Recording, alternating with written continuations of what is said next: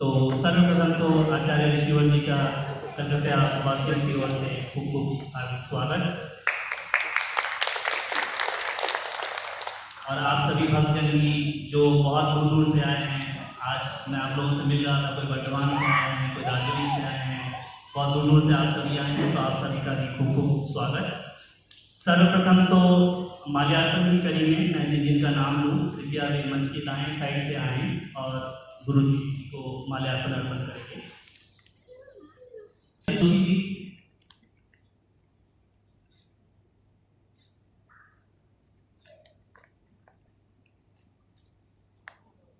आशा जी,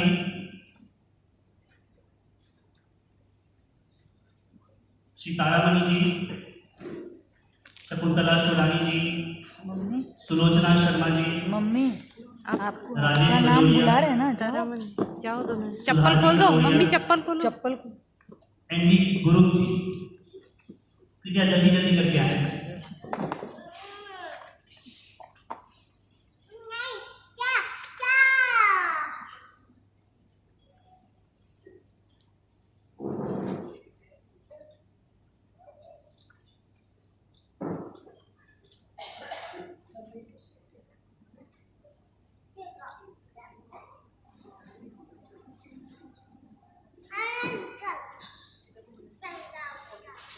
कि गंभीर विषयों के ऊपर में और शास्त्रों का गूढ़ रहस्य, चाहे वह उपनिषद हो, श्रुति हो, हमारे वेद हो, पुराणों हो, ऋषिवर जी इतने वर्षों से इसका देश विदेश सब जगह पर प्रचार प्रसार करते आए हैं। किंतु एक अकस्मात ही मैं कहूँगा कि कलकत्ता, जहाँ पर किसी समय में बहुत बड़ी कथाएं, देवी भागवत, श्री गीता जी की कथा यहाँ पर हुई है, और करीब 1 दशक से भी अधिक समय हो गया है जब से यहाँ पर कोई एक उस प्रकार का कथा प्रसंग हम यहाँ नहीं कर पाए हैं। तो स्वर्ण मणि से पिछले वर्ष से जो हमारी यह गुरु पूर्णिमा की यात्रा यहाँ से हो रही है, उम्मीद है कि यहाँ स्वर्ण मणि के बहुत सारे हमारे परिवारजन भी यहाँ उपस्थित हैं। तो आने वाले समय में आप सबसे यह अनुरोध रहेगा, आप सबसे सहयोग की अपेक्षा रहेगी कि परिवार के रूप में हम यहाँ कलकत्ता में ऋषिवर जी की जो वचनामृत है उसका लाभ कलकत्ता वासियों को दे सके। ऋषिवर जी 90 के दशक में डिजिटल कथा का, मैं कहूँगा, जो सर्वप्रथम सूत्रधार थे वे ऋषिवर जी ही थे, और उसके बाद तो देश विदेशों में बहुत जगहों पर यह कथा हुई है, किंतु कलकत्ता में काफ़ी समय से यह हुई नहीं है। तो हम सबको मिलकर इसको एक रूप देना है। आप सबसे अनुरोध रहेगा कि आप सब तुलसी परिवार कलकत्ता से जुड़े।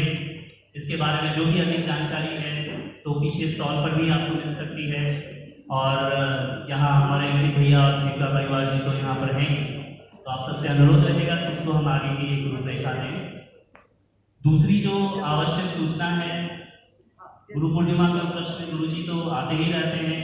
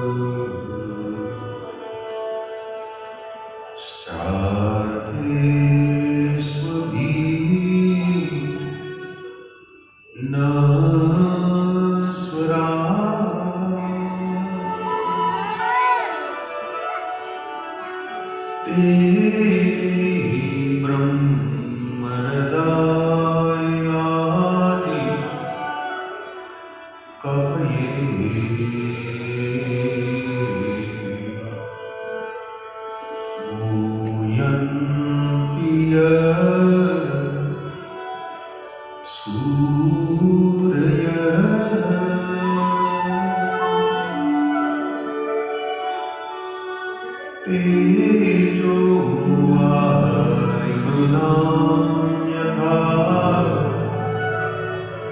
विनिमयो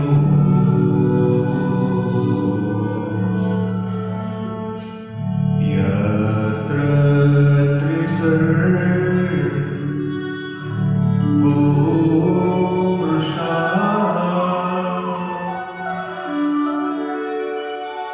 दाम्ना स्वेन सदा निरस्तकुहकम्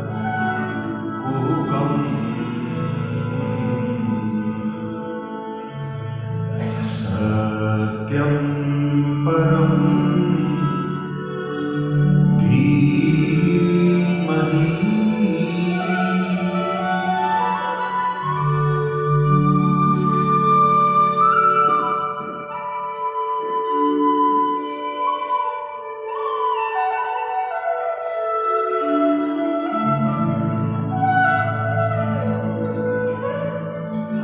बोले श्री गोवर्धन नाथ की जय। श्री बाल कृष्णलाल की जय। सद्गुरु देव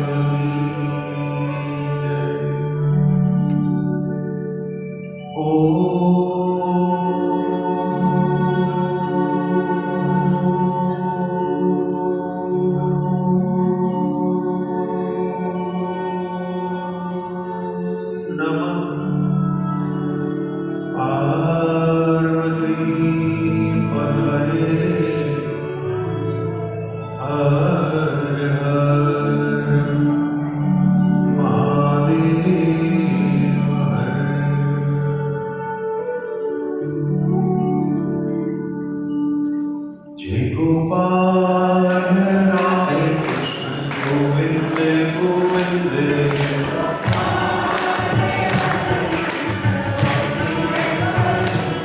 जय गोपाल राधे कृष्ण गोविंद गोविंद कृष्ण गोविंद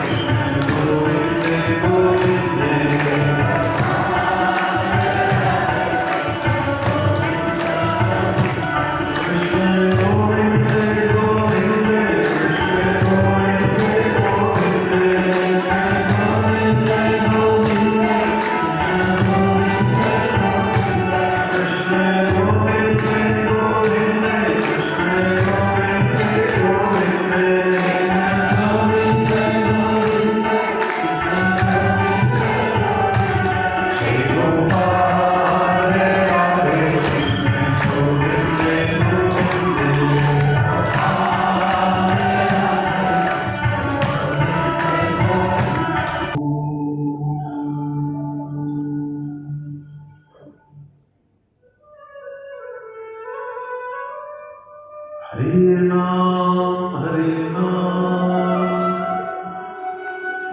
नामेव मम जीवनम् कलो नास्त्येव नास्त्येव नास्त्येव गतिरन्यथा नारायणं नमस्कृत्य नरं चैव नरोत्तमम् देवीं सरस्वतीं व्यासं ततो जयमुदीरये। अज्ञानतिमिरान्धस्य ज्ञानानन्दमयस्य ज्ञानाञ्जनशलाकया चक्षुरुन्मिलितं येन तस्मै श्री गुरुवे नमः।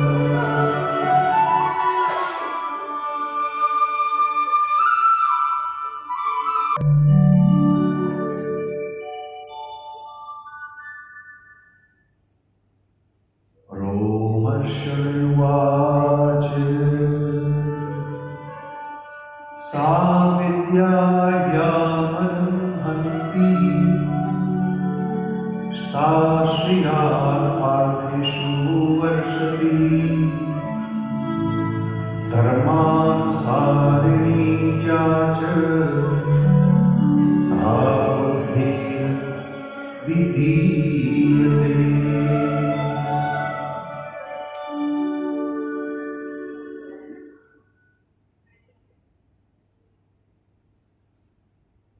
पवित्र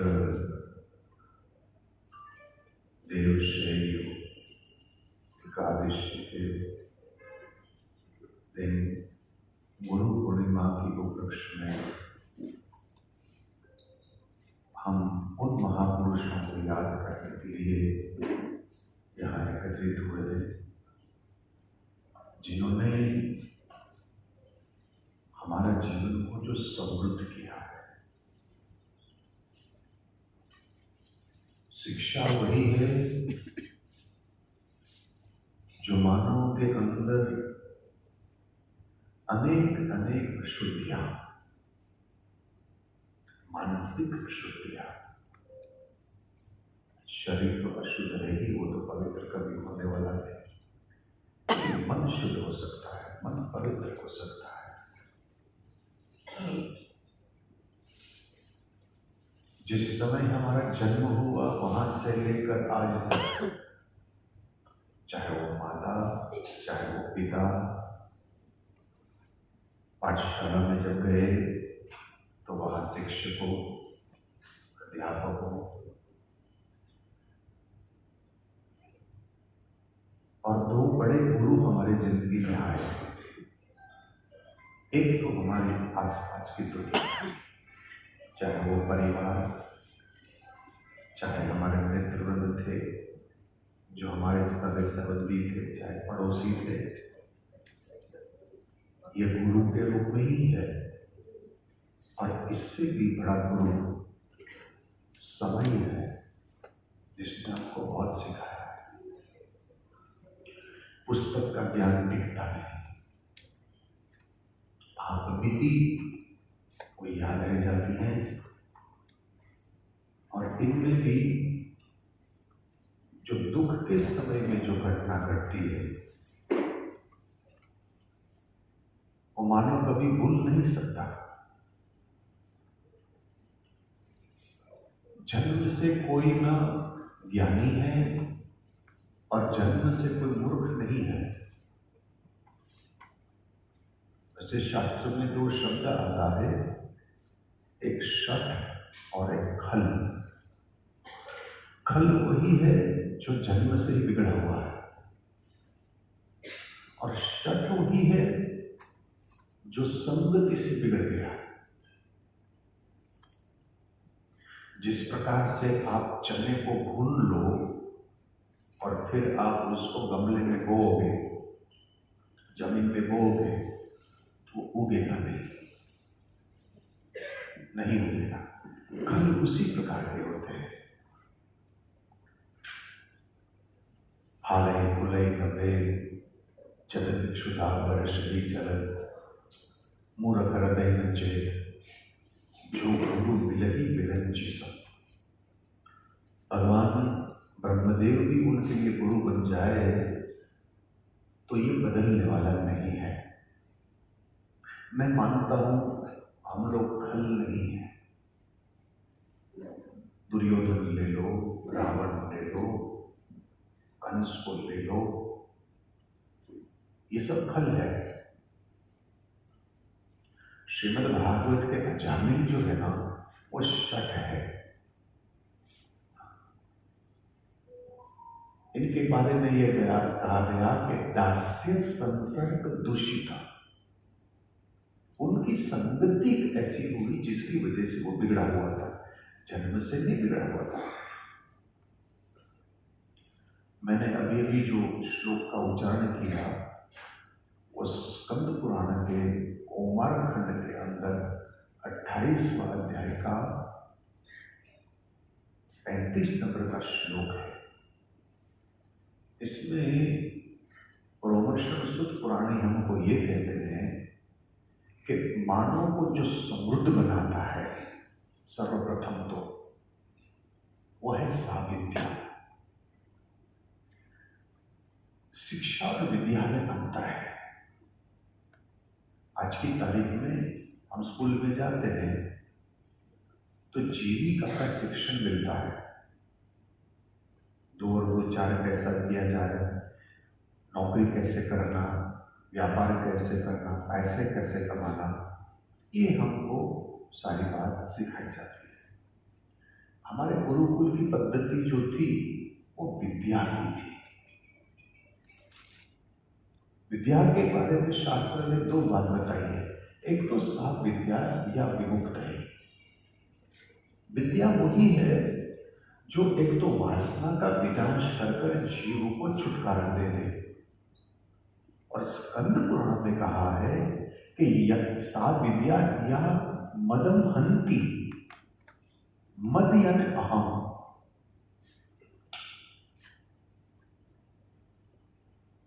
गोकर्ण महाराज ने अपने पिताश्री को समझाया है कि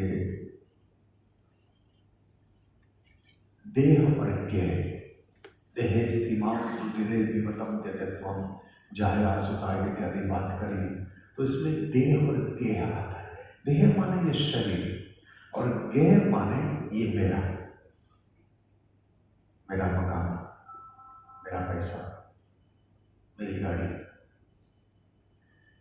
तो इसी की वजह से मद का जन्म होता है। मद माने अहम, अभिमान। अभिमान दूसरे को नुकसान करे न करे, हमें तो जरूर करता है, क्योंकि आपकी जिंदगी में जो हो रहा है वो दूसरे से कोई कर लेना देना ही नहीं है भाई। आपकी जिंदगी की क्वालिटी जो है वो आपके मानस के ऊपर है, और वो मानस वही बनता है या तो आपको शिक्षा मिली या तो आपको विद्या मिला। और करुणा की बात यह है कि हम पिछले 20 सालों में जो नौजवानों को देख रहे हैं, खासतौर भारत के बाहर जाते हैं पढ़ाई करने के लिए, तो वो शिक्षा लेकर तो आते हैं, अच्छी डिग्री होती है, तर्क बुद्धि होती है, सवालों तरह तरह के करते हैं, लेकिन विद्या नहीं है। विद्या से सर्वप्रथम तो विनम्रता आती है। विनम्रता का प्रथम लक्षण है श्रवण करना। पहले सुनते हैं। हम लोग भारत में सुनते हैं जरूर, लेकिन हम सुनते हैं सामने वाले को जवाब देने के लिए, समझने के लिए नहीं सुन रहे। आप समझने के लिए नहीं सुन रहे, आपको तुरंत जवाब देना है कि कहीं आपकी गलती ना हो। बस हमारी एक बीमारी है यहाँ, हम गलती स्वीकारने के लिए तैयार नहीं है। बस तो पहली बात स्कंद पुराण कह रही है कि तेरी जिंदगी को समृद्ध बनाना है। देखो एक बात मैं आपको बताता हूँ, कुछ बातें जो है ना शास्त्र में नहीं होती, कुछ बात पचितन्य तो भी माने अनुभूत एक्सपीरियंस, अपने जिंदगी में जो तजुर्बा होता है। हम रईस कहो या अमीर कहो, उसकी परिभाषा या तो पैसे से होती है, या तो कोठी से होती है, या तो आपके पास कितना बैंक बैलेंस है, आपने कपड़े कैसे पहने हैं, आपके पास गाड़ी कैसी है, आपकी पत्नी कैसे कपड़े पहनती, इससे माना जाता है कि रईस। मेरी अनुभूत ये नहीं है, क्योंकि आपका आनंद जो है ना वो इन कोई भी चीजों में नहीं मिलेगा आपको। मैं तो वहां से गुजर चुका हूं ना। एक जमाना था, आप हमारे बहन जी यहाँ बैठे हैं, कई सालों से उन्होंने मेरे साथ सेवा करी है। आप उसको पूछो, एक जमाना हमारा था, मेरे माथे पर काले बाल थे, बराबर, इनका अभी भी काला है, मेरा तो गया। तो इसका मतलब करीब करीब 35 साल की अनुभूत है। आप अमीर हो, पहली बात तो यह है कि आपसे आपका परिवार कितने संतुष्ट है, आपसे आपका परिवार कितना खुश है, पूछ लेना। दूसरा, आप जरूर अमीर हो यदि कोई अनजान व्यक्ति आपके ऊपर भरोसा करे तो। अनजान व्यक्ति आप पर भरोसा करे तो। अब यदि शादी हुई ना, शायद इतिहास में ऐसी शादी नहीं हुई, बाकी वो आदमी पर मैं भरोसा नहीं कर सकता। आप कर सकते हो तो मैं नहीं जानता, आप कर सकते हो, मैं नहीं करता। अब कहां से पैसा आपकी जेब में से निकल ले, क्या भरोसा। और किया भी है कई बार उन्होंने, आपको पता ही नहीं होगा। तीसरी बात, विद्या जो है ना, पहली बात विद्या के ऊपर आया, स्कंद पुराण जो कह रही है, क्या क्या हंती, बोले मद अहम बोलती। आप अमीर तब हो जब आपको रात को 10 बजे बिना कोई गोली, बिना कोई दवा को नींद आ जाए। यदि ये नहीं हो रहे, आप गरीब हो, यू आर नॉट रिलीज। ये कोई भी बात किताबों में आपको नहीं मिलेगी। आप अमीर जरूर हो, आप अमीर जरूर हो, आपकी उम्र 60 साल की हो गई और फिर भी या तो आपका पति या आपकी पत्नी, दो में से कोई भी हो, जब तक आपने खाना नहीं खाया तब तक उसको चैन ना आया। 60 साल की उम्र हो गई तब हो, जवानी की बात नहीं कह रहा हूं। जवानी में तो वो होता है कि वो बिना पंखे हवा में उड़ने वाले बहुत होते हैं। 60 साल हो गई मतलब कम से कम 35-40 साल तक आपका गृहस्थ आश्रम साथ में रहे और फिर भी चैन ना आए, पूछे खाना खाया, या दोनों साथ में खाना खाया। आज ये नहीं हो रहा है साहब। आज का समय बहुत बदल गया है। हर एक चीज रुपये में तोली जाती है, बस इसी में तोली जाती है। और मैंने जो जो बात करी है इसका पैसे से कोई संबंध नहीं है, इससे पैसे से कोई संबंध नहीं है। इसका संबंध आपकी विद्या से है, क्योंकि विद्या से आपने जो जीवन इस प्रकार का जिया हो, तो जो जो मैंने घटना बताई है वो घटना आपकी जिंदगी में होगी। तो भला ये विद्या कहां से मिलेगी? हमने ये बताया कि चलो एक गुरुकुल की पद्धति है, एक तो आपकी दुनिया है जिसने आपको पढ़ाया, और एक टाइम, समय, उसने आपको सिखाया, बहुत कुछ सिखाया है। धोखा भी खाया, मान भी मिला, सम्मान भी मिला, कभी शरीर रोग भी हो गया, कभी कभी निरोगी हो गया। बहुत सारी चीज टाइम ने हमको सिखाई है। और पूरी दुनिया को एक साथ में लेसन मिल गया था 2020-2021 में। मिला था कि नहीं मिला था? फिर भी इसको अकल नहीं आई, फिर भी वो सीखा नहीं। हमारे शास्त्रों में एक सवाल पूछा गया कि इस दुनिया में सबसे बड़ी अजैबी क्या है? तो शुक्राचार्य महाराज ने कहा, पश्यत अभी न पश्यन्ति। मानव देखता है अपनी आंखों से, फिर भी उसको अकल नहीं आती। इससे बड़ी अजैबी क्या हो सकती है बेटा? इससे बड़ी कोई अजैबी नहीं है।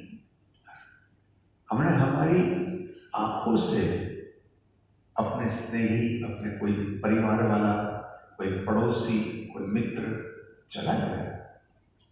हमने देखे ही है, कभी 2-3 साल पहले की तो बात है, पुरानी बात नहीं है। और फिर भी ये सब कबीरा का है ना, ये कोठी की नींव इतनी गहरी उसने लगाई, जैसे हमेशा के लिए वो महल में रहने वाला है, इतनी उन्होंने करी है। और कोड़ी कोड़ी उस इकट्ठा करता रहता है। मानव धन के पीछे तब तक दौड़ता रहता है जब तक उसका निधन नहीं होता। इससे बड़ी अचाई क्या हो सकती है। मैं अभी कहीं बाहर था तो एक सीनियर सिटीजन, बूढ़ा तो नहीं कहना चाहिए, आजकल आप लोगों को अच्छा नहीं लगता तो अभी भाषा भी हमको बदलनी पड़ रही। सीनियर सिटीजन अजीब था, तो बेचारा बहुत दुखी, बोले जिंदगी पर काम किया, बच्चे को बड़े किए, उसको बिजनेस दे दिया, शादी हो गई, अब मेरे पास तो कुछ बचा ही नहीं, अब मेरा कैसा गुजारा होगा, मेरा क्या होगा। अब बेटे अपने लाइन पर है, बहू कोई सामने देखती नहीं, अब मैं अकेला पड़ गया और मेरी आगे की जिंदगी कैसे कटेगी। देखो, ये शब्द भरोसा जो है ना, उसकी व्याख्या तो हम समझते हैं लेकिन जीवन में नहीं होता है। अब उसकी उम्र तो होगी करीब करीब 70 साल की तो होगी, 70 साल की तो होगा मेरे ख्याल से। तो मैंने दोनों को इतना ही कहा कि देखो बाबूजी, आपकी उम्र 70 साल की है तो 70 साल तक तो भगवान ने आपको रोटी, कपड़ा और मकान तो दिया कि नहीं दिया? बोले हाँ दिया। तो आगे का भी 70 साल तो देगा ही ना, तू काहे को चिंता कर रहा है? बाकी ये भरोसा इसमें नहीं है। कुछ उम्र हमारे उपनिषद ने गाइडलाइन दी है कि आपकी कुछ उम्र हो जाए ना, इसके बाद ये प्रवृत्ति मार्ग को छोड़कर निवृत्ति मार्ग करना चाहिए। प्रवृत्ति मार्ग माने 60 साल के अंदर थे ना, तो माता पिता की हमने सेवा करी, शादी ब्याह हुआ, बच्चे हुए, उसकी पढ़ाई हुई, उनकी शादी, ये सब प्रवृत्ति मार्ग है। निवृत्ति मार्ग का अर्थ होता है कि 60 साल के हो, अब ये छोड़ दो। हमारे शर शास्त्रों में प्रथम 2 शास्त्र जो है इनके दोनों के आचार्य गुरु शिष्य है। प्रवृत्ति मार्ग के आचार्य जैमिनी और निवृत्ति मार्ग का आचार्य भगवत वेद व्यास जी है। तो ये गाइडलाइन हमको बता रही कि अब तेरे 60 साल हो गई है, अब छोड़ दी तू उसी के ऊपर। देहे स्थिमां सुधीरे विमतम त्यजत्वं जाया सुता। परिवार तो तेरे को साथ नहीं देगा, ये शरीर भी तेरा साथ नहीं देगा, कब तक इसका तू लाड प्यार करेगा?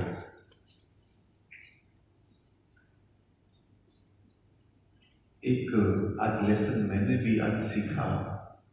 देखो, आजीवन जगत और जगदीश दोनों का शिष्य रहना चाहिए। Learn something every day. यदि आपने रोज कुछ नई चीज नहीं सीखी तो आपकी जिंदगी जो है वहां रुक गई, विकास नहीं हुआ। रोज सीखो। और मैं एक बड़ी अच्छी चीज आज सीखा कि आपकी उम्र चाहे कोई भी हो, आपकी दुनिया चाहे कैसी भी हो, मन से और आत्मा से हारना मत। क्योंकि आपकी लड़ाई कोई लड़ने वाली, भगवान ने अर्जुन को कह दिया, देख भाई, मैं तेरा रथ हाँक सकता हूं, मैं तेरे घोड़े को घास खिला सकता हूं, तू सवाल पूछे तो मैं जवाब दूं, लेकिन मैं लड़ूंगा नहीं, मैं तेरे लड़ नहीं सकता। आपके लिए कोई लड़ेगा नहीं। आप आत्मा से और मन से हार गए तो फिर जीने का कोई मतलब ही नहीं है भाई। इसी को विद्या, और विद्या कोई पुस्तक में से नहीं आएगी। पुस्तक का जो ज्ञान है वो 7 दिन से ज्यादा टिकता नहीं है भाई, 7 दिन से ज्यादा टिकता नहीं है। कोई होते हैं जिनको याद रह जाता है, बाकी तो भूल जाते हैं।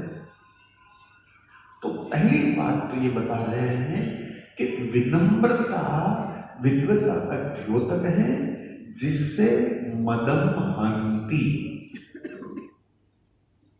मद माने अहम, अभिमान। पर इतिहास में हम थोड़े पीछे चले गए तो जो लोगों के बारे में बात आती है, एक का तो पूरी जो नगरी जो थी ना वो सोने की बनी हुई थी। अब जिसका पूरी नगरी सोने की बनी हुई हो तो उनके पास एफडी कितनी होगी, आप सोचो कितना पैसा होगा इनके पास। बाकी वो भी मर गया, वो भी बचा नहीं। कालो, शंकराचार्य कहते कालो जगत भक्षक। टाइम और मौत के सामने किसी की नहीं चलती। तो हम किस बात का अभिमान करें। और जिन महापुरुषों का ज्ञान जो थे, यदि ये देखने के लिए जाओ कि मैं लिखा पढ़ा हूं, मैं बहुत इंटेलिजेंट हूं, तो कहां शंकर की बुद्धि, कहां माणक की बुद्धि, कहां कालिदास की है? माघ कवि को ले लो, किस प्रकार से कविता लिखता था ये आदमी। उनके सामने हमारी कौन सी बुद्धि है भला। अच्छा रूप ले लो, कई लोग कहते हैं बहुत सुंदर है, नहीं संयुक्ता जैसी कैसी सुंदरी का नाम इतिहास में आया, बाकी आखिर उनकी भी गति क्या होगी। तो वहां भी तो अभिमान करने की कोई बात नहीं। व्यक्ति की विनम्रता जो है, इसी से ही जो मैंने पहले लक्षण बताया जीवन की क्वालिटी का, अमीरी का, वो वहां से आएगा आपके जीवन में, अन्यथा नहीं आता। मेरे भाई, दुनिया माथा झुकने से चलती है, माथा ऊंचा रखने से नहीं चलती। मैना ने मैना कहा तो मोर भयो 10 20। मैना होती है चिड़िया, तो लोगों घर में ले आए, सोने के पिंजरे में रखा, अच्छे अच्छे फल दिए, पानी दिए, प्यार किया। क्यों?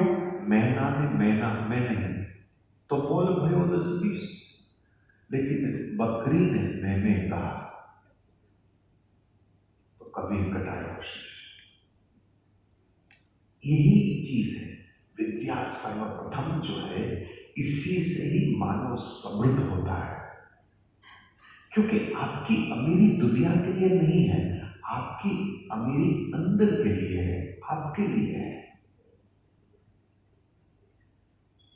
आप जरा पूछो अपने आप को, आपकी जिंदगी में आपके ऊपर अनजान व्यक्ति ने कितने बार भरोसा किया। और भी तो मैंने बताया था, बाकी तो एक बात के ऊपर हम गिर जाते हैं।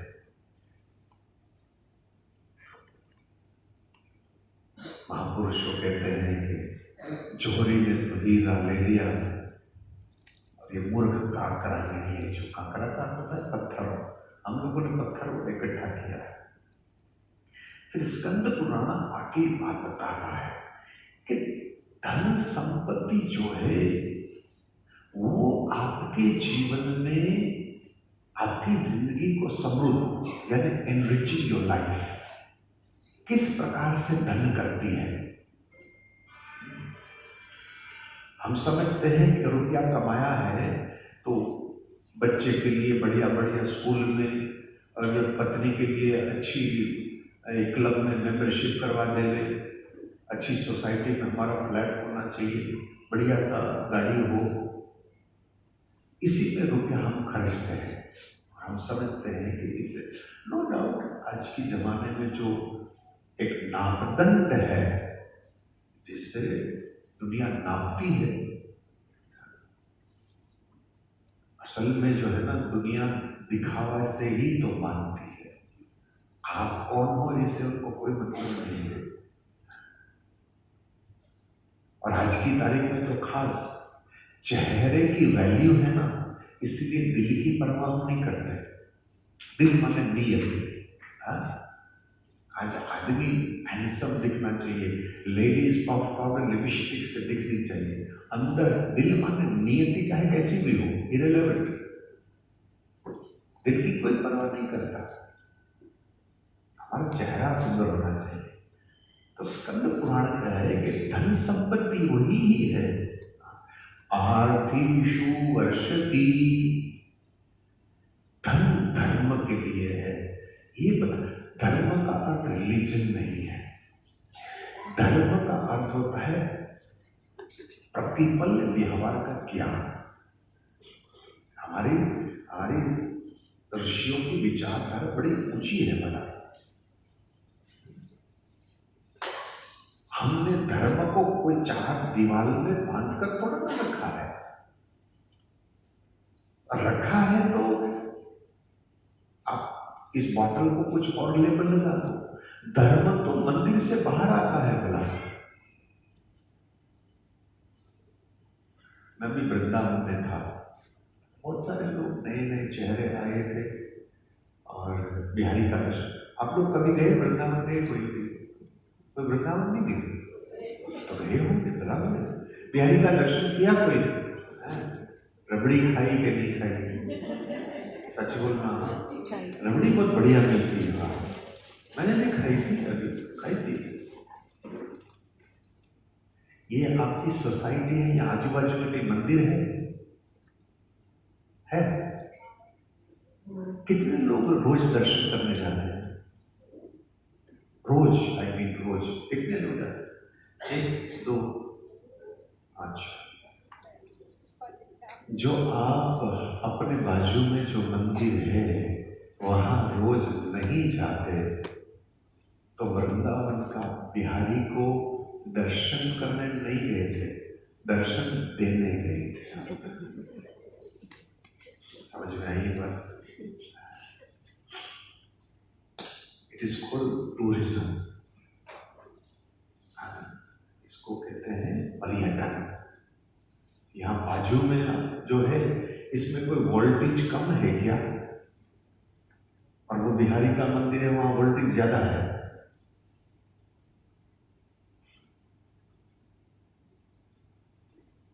धन जो है, शास्त्र कहते हैं हमको व्यवहार के लिए दिया गया है।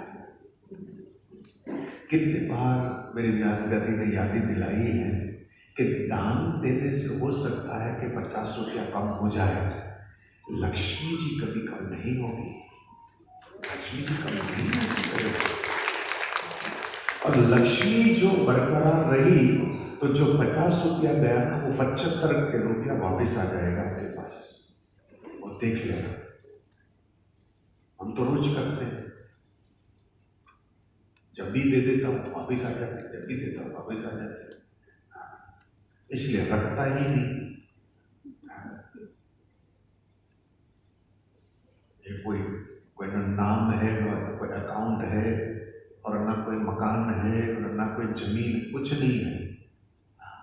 पहले थी, अब तो फटी धोती में बड़ी मजा है। और ये भी मेरा अनुभव देता है।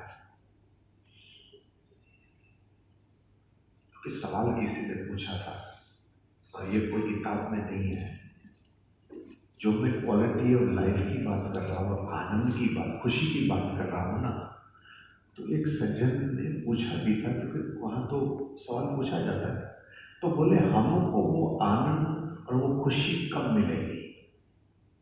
हम कहते हैं ना कि आप परिवार में, पत्नी में, पति में, पुत्र में, परिवार में, पोस्ट में, जगह जगह पर हम खोजते हैं ना कि भाई यहाँ से मैं खुश हो जाऊँ, यहाँ से मेरे को आनंद मिलेगा।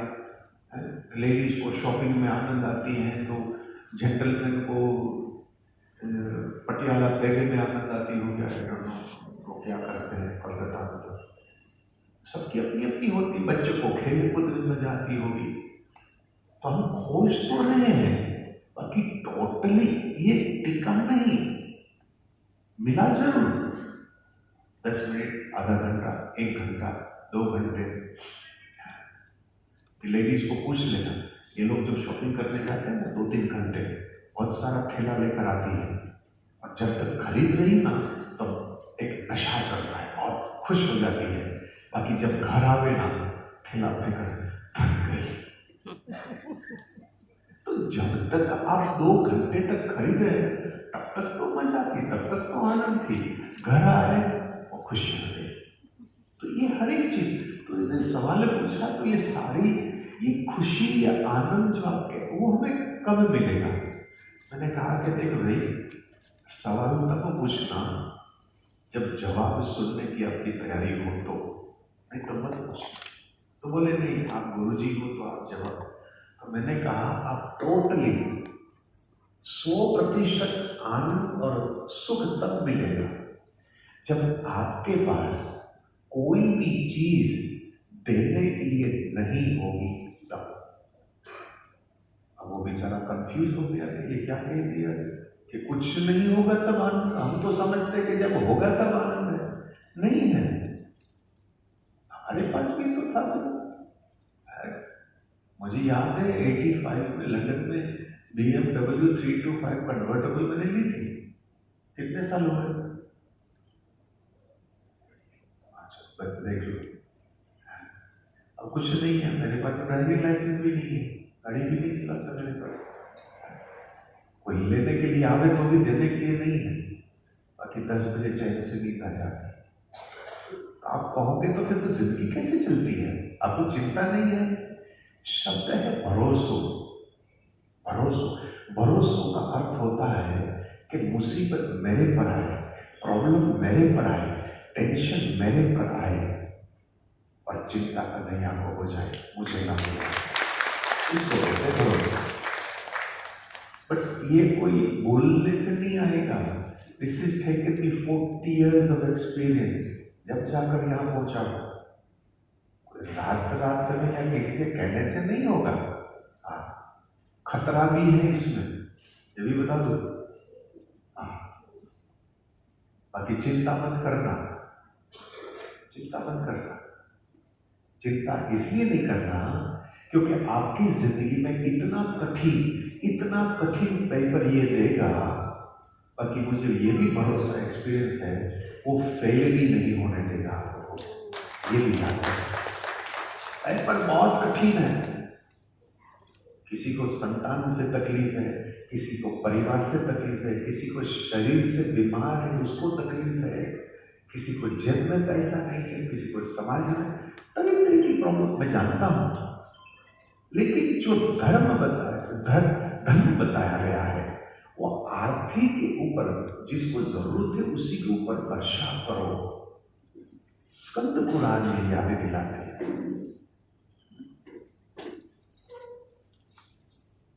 दानम एकम कलियुगे देयम दीन जनाय च वित्तम। कभी कर को दिखाओ। अभी कितना गला फाड़ कर आपको समझाया, फिर भी दिल है कि मानता नहीं, है ना? दिल नहीं मानता, बहुत डर है, बहुत डर है। चिड़िया के लिए एक शब्द है विहंग। विहंग, विहंग संस्कृत का अर्थ होता है आकाश में अपनी मर्जी से जो उड़ता है, उसको विहंग कहा जाता है। चिड़िया भी ये उड़ान से पहले डरती है। आपने कभी चिड़िया को उड़ते हुए देखा? और से टाइम ही कहाँ है, आप इस चीज को कहाँ देखते हैं? रुपया कमाने में और मजा लेने में आपके पास समय ही कहाँ है। लेकिन चिड़िया जब उड़ती है ना तो देख लो, वो चारों ओर देखती है और अपने शरीर को नीचे करेगी पहले, फिर वो उड़ान करती है। ऐसे वैसे नहीं उड़ाया जाता है। देख लेना कभी चिड़िया को कैसे उड़ती है। हाँ, तीसरी बात बताई है, बुद्धि इसको कहते हैं। बुद्धि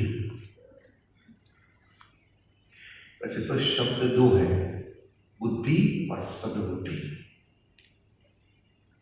सद्बुद्धि वही है जो जगदीश के मार्ग के ऊपर यानी आत्मा की कल्याण में लगाया जाए, और बुद्धि वही है जो जगत में लगाया जाए।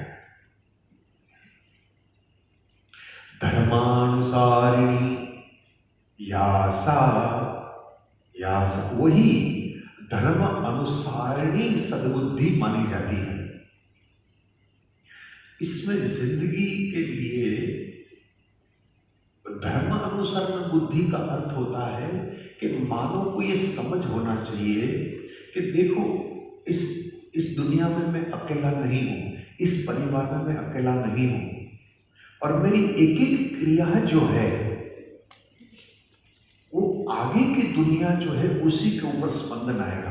आप कभी झील के किनारे बैठे होंगे और झील एकदम शांत हो तो ऐसा लगता है कि जैसे कांच है, ऐसा लगता है। बाकी एक पत्थर को उठाकर आप फेंकोगे तो गोल गोल गोल गोल गोल गोल स्पंदन होती है, बराबर ना?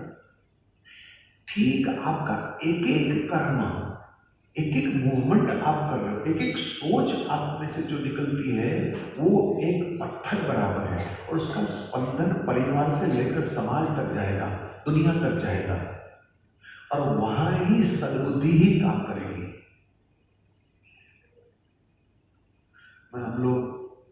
मैं और मेरा भितरिया हम दोनों आज सुबह एयरपोर्ट आ रहे थे, दिल्ली एयरपोर्ट पर।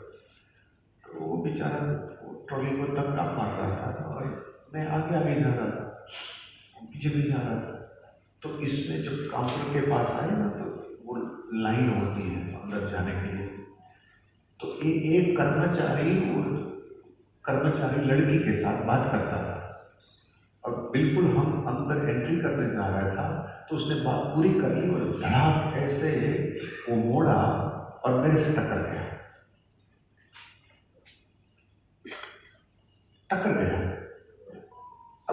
अब उस टाइम पर मेरे को क्या करना चाहिए? मैं डांट सकता था उसको कि भाई देख नहीं रहे हो, कहाँ जा रहे हो, अंधे हो, जरा सोचो तो सही, किसी को टक्कर लग सकती थी, गाली गलौची दे सकता, बहुत कुछ बोल सकता था। बाकी मैंने क्या किया, आप सोचो मैंने क्या किया। और रुका थोड़ा, एक सेकंड में उनके चेहरे के ऊपर वो एक ग्लानी जैसा था ही कि वो मेरे को देखकर वो टक्कर उसको लग गई। बाकी मैंने उसको यही मुस्कुरा कर कहा कि बेटा, जवानी में जब लड़की के साथ कोई भी हंसी मजाक बात करता है ना तो उसको नशा चढ़ ही जाता है, कोई चिंता नहीं बेटा, डोंट वरी। इसको कहते हैं आपकी सद्बुद्धि व्यवहार में उतरी है, बराबर? देखो जवान आदमी है, जवान लड़की से बात कर रहा है तो थोड़ा तो नशा सिर्फ शराब का थोड़ा ना होता है, तरह तरह के होता है। लेकिन आपको पता होना उस वक्त आपकी, क्योंकि आप परमात्मा ने आपकी बुद्धि अकल ऐसी बनाई है कि अभी तक ऐसा कंप्यूटर हुआ ही नहीं, एक सेकंड में सारा का सारा विश्लेषण कर सकती है जो उसको ट्रेनिंग मिली हो तो है। अब आप उसी दुनिया में से हो जहां गाली गलौज, लड़ाई झगड़ा करना, दोषारोपण करना, तो वही आप करते हैं। मेरी दुनिया ऐसी नहीं है। तो मैंने तो मुस्कुराया और कहा कोई बात नहीं बेटा, जवानी में जवान छोकरी से जवान बात ही करेगा तो वो नशे में होता है, टक्कर लग जाती है, कोई बात नहीं। उसने ऐसा कभी सुना ही नहीं होगा, ऐसे उसने कभी सुना ही नहीं होगा। इसी के लिए भगवान श्री कृष्ण ने अर्जुन को आर्य शब्द का प्रयोग किया है। आर्य कोई जातिवाचक नहीं है, आर्य का अर्थ होता है एजुकेटेड, कल्चर्ड, वेल मैनर्ड, उसको आर्य कहा है। और भगवान ने कहा कि हे अर्जुन, जिस तरह से तू रो रहा है, अनार्य जुष्टम, ये तो अनकल्चर्ड जैसी तू बातें कर रहा है, तेरा व्यवहार तो कोई गवार जैसा है। भगवान ने तो उसको टोका ना कि ऐसे नहीं व्यवहार किया जाता है। कहाँ गई तेरी शिक्षा, तुझे तो द्रोणाचार्य से सब कुछ मिला था।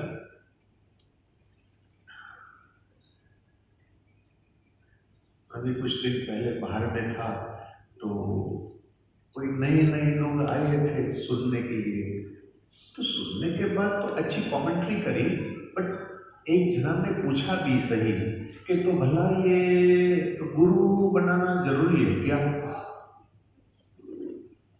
तो मैंने पूछा कि आप किस भूमिका और किस लेवल से आप ये सवाल पूछ रहे हो? दुनियादारी में रुपया, क्योंकि वो भी आई थिंक डॉक्टर था, सर्जन टाइप का, क्या सर्जरी करता मैंने नहीं पूछा, बाकी बहुत हाई लेवल के डॉक्टर थे। तो लिखे पढ़े तो होगा ही ना जब डॉक्टर है तो भला। तो मैंने कहा कि आप किस प्रकार से गुरु की, देखो आपको रुपया कमाने के लिए गुरु की तो जरूरत नहीं है, वो तो आप जानते हो, आपने खूब कमाया भी होगा। बोले हाँ। तो फिर आप जिस बात की पूछ रहे हो तो किस गुरु की जरूरत है, किस भूमिका से आप पूछ रहे हो,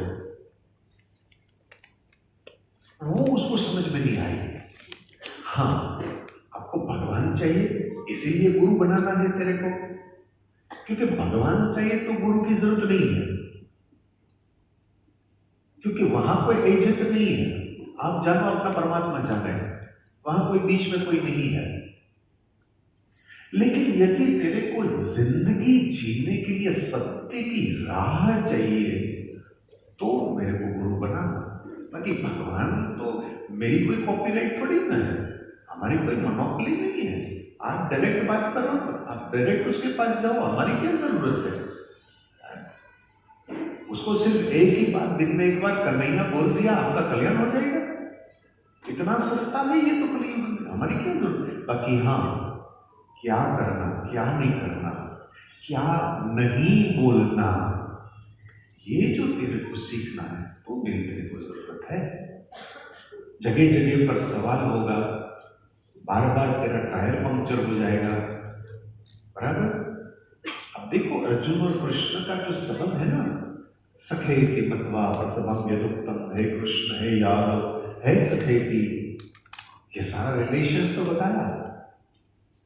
तो भगवान कुछ नहीं बोले, हे सखे, friend, you are my friend. हे कृष्ण, यानी मेरे रिश्तेदार, मेरे मामू के आप बेटे हो। हे यादव, हे यदुओं का राजा। भगवान कुछ नहीं बोले, और रिलेशन बताओ। तो बोले ये कोई रिलेशन, बोले नहीं। तो फिर उसको पेज टाइट हुआ अर्जुन का, और वो बोला शिष्य से हम शादी मां, मैं आपका शिष्य और मैं आपको गुरु के रूप में स्वीकार करता हूं। तब प्रभु मुस्कुराए, अब तू बराबर बोल रहा है। सखा तो बात अलग है, हमारा रिलेशनशिप अपनी जगह पर है, बाकी यहां क्या करना क्या नहीं करना, युद्ध करना नहीं करना, ये सारी बातें का सवाल के लिए मुझे गुरु की जरूरत है। बाकी तुम रुपया कमाने के, तुम तो डॉक्टर हो, तुम्हें हमारी क्या जरूरत है, तुम तो पैसा कमा रहे हो, और पैसे को कहाँ खर्च करना वो भी तो करीब करीब जिंदगी भर आपने किया है, मेरी क्या जरूरत है। लेकिन आत्म संबंधित जब सवाल आएगा तब तो मुझे भगवान के लिए नहीं। देखो ये आजकल के कोई बाबा का है कि भाई हम तुम्हें भगवान बता देंगे, दर्शन करा देंगे, कोई नहीं करा सकता।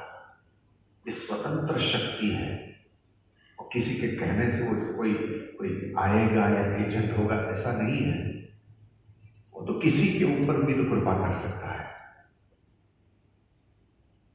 भगवान आपका तन को देखकर, भगवान आपकी दुनिया को देखकर, आपकी अकल को देखकर, इससे कोई वो राजी होने वाले नहीं। आपके अंदर की नियति देखेगा, आपके हृदय में प्रेम है कि नहीं वो देखेगा, आपका बैकग्राउंड नहीं देख रहा है। तुम जवान हो, बूढ़े हो, स्त्री हो, पुरुष हो, इससे उनका क्या लेना देना। आपका हृदय को देखता है, इसके हृदय में क्या है। इसीलिए कामादि दोष रहितम क्रोमाद संच, हमारी गोपी कहती है क्रोणो कुचेषु न क्रुंदिरच्छयम, हमारे हृदय को साफ करिए फिर हम आपसे मिलते हैं प्रभु।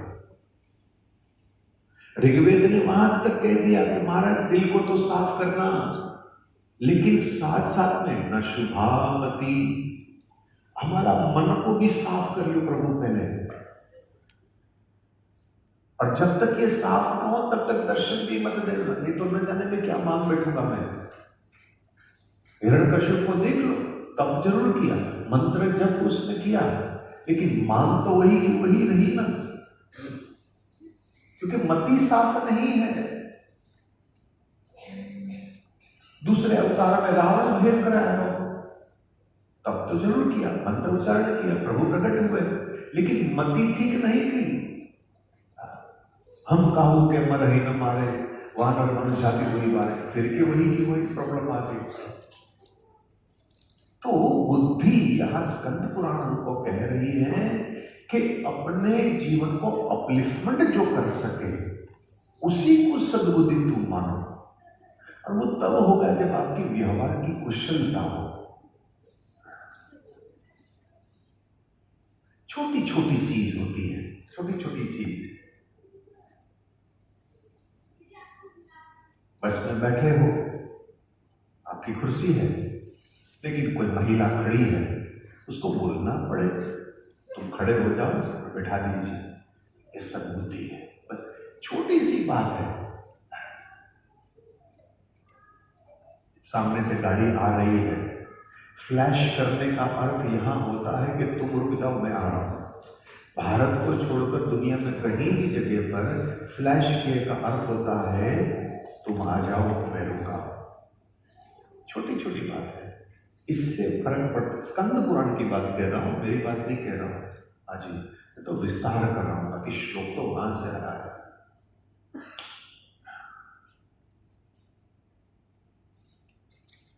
कर्तुम, क्या करना, कर्म, अकर्म, विकर्म, इसकी शुद्धि जब मानव को जब आ जाती है तब महाराज जीवन का जो केवल लक्ष्य नहीं, देखो आप ये घर से कहीं कहीं जा रहे हो, जैसे यहाँ से एयरपोर्ट, ठीक है, ट्रैफिक तो होगी, तो भाई आप बस में भी बैठ सकते हो, ऑटो में भी बैठ सकते हो, आपकी अच्छी सी गाड़ी में भी बैठ सकते हो। तो ये जो सफर है ना, वो सफर भी तो आनंदमय तो होनी चाहिए ना।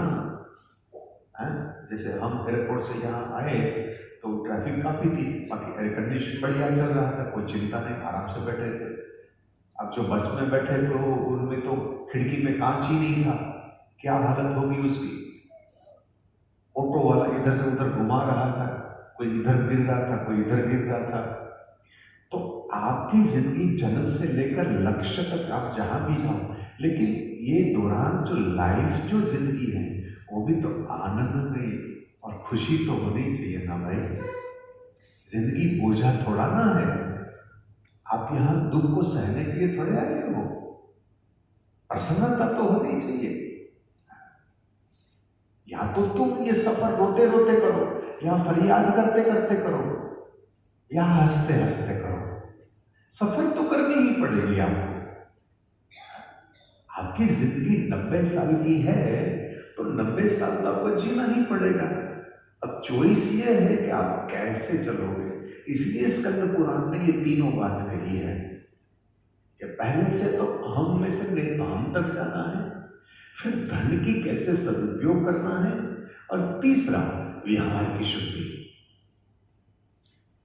तो भला हम अधिक समय तो ना ले रहे, क्योंकि आगे का भी कार्यक्रम बाकी है। मुझे बड़ी प्रसन्नता होती है। मेरी ख्याल से दूसरी बार हम यहाँ आए हैं, कुछ कुछ पुराने चेहरे नई जगह को लेकर शायद नहीं आए, ये भी हो सकता है, क्योंकि जो दूसरी जगह पर होता तो वहाँ दूसरे किस्म के चेहरे आते थे, यहाँ अलग किस्म के चेहरे आते थे। यार कोई बात नहीं, हम कितने बोले, कितना लंबा बोला वो मायने में नहीं रहता, लेकिन जितना बोला वो क्या बोला वो बड़े मायने में रहता है। इनमें से 2-4 बात भी यदि आपको समझ में आ गई तो भाई आपकी गुरु पूर्णिमा सफल हुई ऐसे मान लो। हम तो कहे वो महापुरुषों को हम याद करते हैं। भगवान वेद व्यास से लेकर अनेक अनेक भारत ने एक से एक रत्न दिया है, बहुरत्न वसुंधरा गई है। उस सब महापुरुषों को हम तो नमन करते हैं, ये सब उन्हीं का दिया हुआ है, बराबर ना। जिन्होंने हमारी जिंदगी को आज जो बनाई है, माथा टेक कर उसको हम धन्यवाद देते हैं। और मैं प्रार्थना प्रभु से जरूर करूँगा कि आपकी अगली साल जो है वो आनंदमय हो, प्रसन्नमय हो। और देखो अभी अभी मंच संचालन से मेरे ख्याल से कलकत्ता के बारे में कुछ कहा भी तो था कि बहुत साल हो गए यहाँ एक बृहद रूप में वचनामृत नहीं हुआ, ये होना चाहिए। और ना भी हो तो आपको पता चलेगा कि भाई कहाँ कहाँ क्या वचनामृत चल रहा है।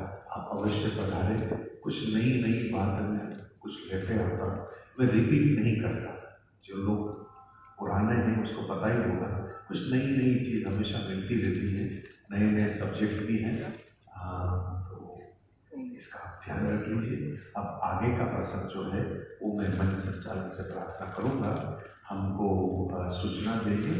मेरे ख्याल से ठाकुर जी की सेवा होगी, प्रश्नोत्तरी हो तो प्रश्नोत्तरी कर लीजिए, ठाकुर जी की सेवा, इसी के बाद दर्शन और अंत में प्रसादी जो भी होगी इसके बाद अपन संचालन।